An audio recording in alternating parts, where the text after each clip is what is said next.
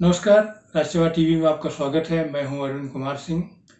आप जान रहे हैं कि कोरोना से लड़ने के लिए देश तमाम तरीकों को अख्तियार कर रहा है। बहुत सारी रणनीतियां बनाई जा रही हैं और जो भी संस्थाएं या व्यक्ति अपने स्तर पर सहयोग कर सकते हैं कर रहे हैं। सरकार भी कैसे संसाधन जुटाया जाए इसके तरफ और कैसे नई रणनीतियां बनाई जाए इसकी तरफ लगातार कोशिश कर रही है।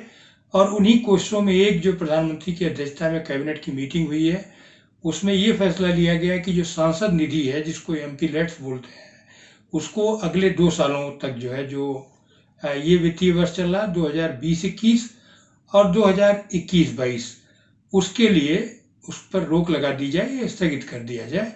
ये जो योजना है सांसद निधि की, ये बेसिकली स्थानीय क्षेत्र विकास योजना है, जिसमें सांसदों को बहुत सारे ऐसे काम हैं जो कि तात्कालिक महत्व के हैं, उनको करने का एक सुविधा उसमें मिलती रही है। वो 1993-94 में योजना शुरू की गई थी तब से, और अब तक ये लगातार जारी थी। ये पहला मौका है जबकि ये 2 साल के लिए रोकी गई, तो आप अंदाजा लगा सकते हैं कि जो संसाधन प्रबंधन है उसमें सरकार किस तरह से मदद कर रही है। तो आज मैं थोड़ा सा सांसद निधि के बारे में बताऊंगा। सांसद निधि से आप सभी लोग वाकिफ हैं। इसका ये वाकई जो ये नाम है, ये आम लोग यही जानते हैं इसको, सांसद निधि एमपी लेट्स के नाम से जानते हैं। वैसे जो इसका पूरा जो जिसको कहिए कि एक्चुअल जो नाम है, वो एमपी लेट्स जो है, ये आपको मैं दिखाना चाह रहा हूँ। ये इसके लिए एक पूरा एक व्यवस्थित गाइडलाइन है। और ये जो इसके हिसाब से अगर आप देखेंगे तो ये कई तरह के क्षेत्रीय विकास में मददगार है, ये निधि रही है। और अभी जो है उसके पहले, जबकि सरकार ने फैसला लिया है, तो अभी सांसदों ने 1-1 करोड़ रुपए का इसमें जो लोकल लेवल पर जो अस्पतालों को मदद करने के लिए, इसमें इसका जो निधि का जो डायरेक्शंस है, गाइडलाइंस हैं, उनमें कुछ सुधार किया गया था। और हमारे जो सभापति राज्यसभा हैं और उपराष्ट्रपति देश के एम वेंकैया नायडू जी, उन्होंने भी इस मुहिम में अपना 1 माह का वेतन, और इसके अलावा जो है उपसभापति राज्यसभा, उन्होंने भी काफ़ी अपना योगदान दिया है।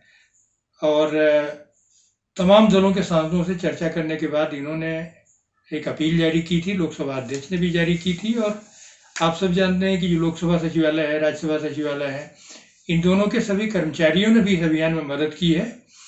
और जो सांसद निधि की जो गाइडलाइंस हैं, उसमें 2.8 में ये प्रोविजन है कि जो अगर देश के किसी भाग में गंभीर आपदा की स्थिति होती है, तो सांसद 1 करोड़ रुपए तक के कामों की सिफारिश कर सकते हैं। और इसके पहले जो केरल में आपदा आई थी, बाढ़ जो बहुत भयानक आपदा थी, उसको भी इसी तरह के नियोजन में, उपक्रम में शामिल किया गया था। और अगस्त 2018 में जो सभापति राज्यसभा है, उन्होंने एक अपील की थी, जिसमें लोकसभा के 52 सांसदों ने और राज्यसभा के 83 सांसदों ने काफ़ी धनराशि दी थी, जिसमें 26 सांसद तो ऐसे थे राज्यसभा के जिन्होंने 1-1 करोड़ रुपए की राशि दी थी। तो ये तो हो गई। और उत्तराखंड की जो आपदा थी उसमें भी मदद की थी। और हमारे जो, अगर वैसे देखेंगे तो हमारे जो उपसभापति हैं राज्यसभा के, हरिवंश जी, वो एमपी लेट्स के राज्यसभा के अध्यक्ष है। लोकसभा की अपनी एक अलग कमेटी है, ये कमेटियां बनी हुई हैं। तो ये जो स्थिति है, मैं आपको एक आंकड़ा ये देना चाहूँगा कि इसकी जो सालाना जो बजट है सांसद निधि का इस समय, वो है 3,950 करोड़ रुपए, जिसमें दोनों सदनों के सांसदों के योगदान को शामिल किया गया है, जिनको। और ये स्कीम, ये जो निधि है, ये 2 बार साल में रिलीज होती है ताकि कोई काम रुके नहीं। और इस तरह से अगर आप ये देखेंगे तो शुरुआत जब हुई थी 1993-94 के दौरान, उस समय प्रति सांसद जो एलोकेशन था वो 5 लाख रुपए था, जो कि 1994-95 में बढ़ करके 1 करोड़ रुपया हो गया। इसके बाद 1998-99 से इसको 2 करोड़ कर दिया गया। और 2011-12 के बाद जो है ये राशि 5 करोड़ रुपए प्रति सांसद प्रति साल हो गई है। और उसमें जो पूरा प्रोविजन रहा है, आप जानते हैं कि सांसद अपने निर्वाचन क्षेत्र को, और जो नॉमिनेटेड एमपीज हैं उनके लिए थोड़ा स्कोप बड़ा है। तो ये कुल मिलाकर के ये स्थिति है। मैं ये बताना चाह रहा हूँ कि इस बार जो सांसद निधि है, उसको ये पहली बार जो बदलाव किया गया है, आप समझ सकते हैं कि ये किस तरह की लड़ाई, प्रधानमंत्री ने कहा है कि ये युद्धों से भी बड़ा युद्ध है।